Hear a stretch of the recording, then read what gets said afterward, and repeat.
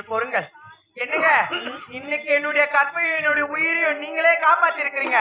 இதோ இப்பொழுதே எங்களுடைய அரண்மனைக்கு உங்களை அழைச்சிட்டு போயிட்டு உங்களுக்கு தகுந்த வேலையை நான் வாங்கி தரேங்க, எங்க தந்தையிடம் சொல்லி.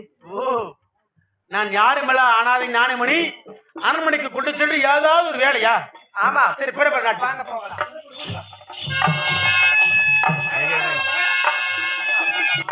மகள் நந்தவனம் சென்று விளையாடிட்டு வருகிறேன் சென்றால் இதுவரை காணவில்லை.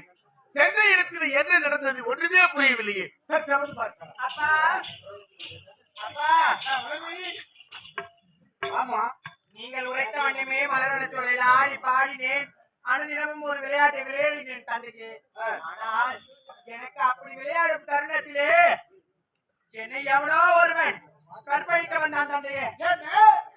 நந்தவனத்திலே விளையாடி கொண்டிருப்பது ஒரு கையவன் உன்னை கற்பழிக்க வந்தானா? ஆமா. அப்படி என்றால் உன்னுடைய கற்பு பறிபோய்விட்டதா? தந்தையே, அது மட்டும் கிடையாது, அந்த தக்க தருணத்திலே என்னை ஒருவர் காப்பாற்றினார். சரி, இருந்தாலும் அப்படிப்பட்ட நல்லவனை பார்த்தாக வேண்டும். சீக்கிரம் அழைத்துவோம். என்னங்க ஞானமணி,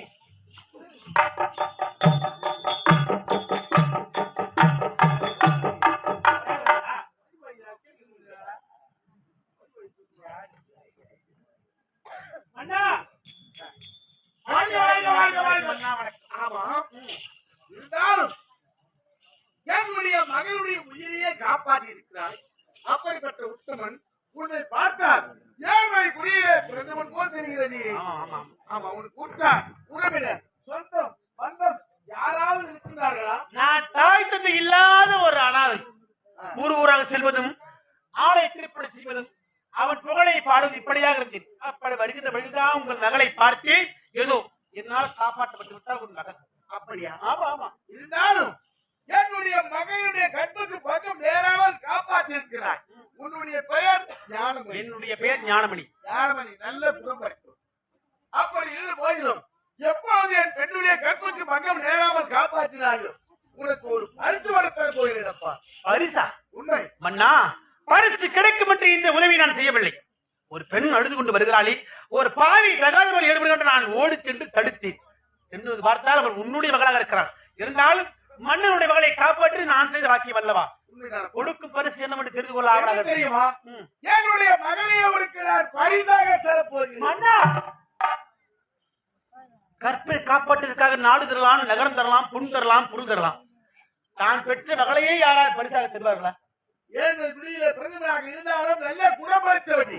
அப்படி இருக்கும் பொழுது ஏழாக இருந்தால் பழுக்கவனாக இருந்தால் என் மகளையே கப்பையே காப்பாற்றிருக்கிறார் என்றால் இப்படி பட்டவன் தான் எனக்கு மருகனாக வர வேண்டும். மன்னா, மன்னர் வாக்கை மீறுவது தவறாகிவிடும். இருந்தாலும் நான் ஏழை, உன் மகள் நாட்டு இளவரசி.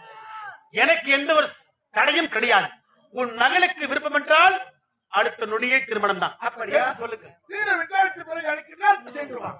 அப்பா, அவருக்கு தகுந்த தருமானத்தை கொடுத்து விட்டீர்களா?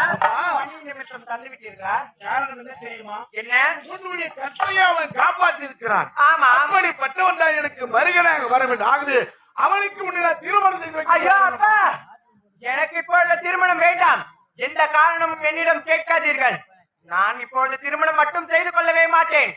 எனக்கு எப்பொழுது திருமணம் என்று வேண்டுமோ அப்பொழுது நானே உங்களிடம் சொல்கின்றேன். அதுவரை எனக்கு திருமணம் வேண்டாம். மலர்களே, என் இடத்தில்